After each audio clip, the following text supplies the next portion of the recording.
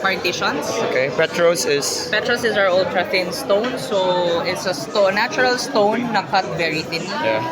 Brick is our glass blocks. I see. Our usual glass blocks. The- Rosa is our acrylic sheet, pero now with resin. But That's basically resin. for us tablet. Yes. Natura is natural marble stones.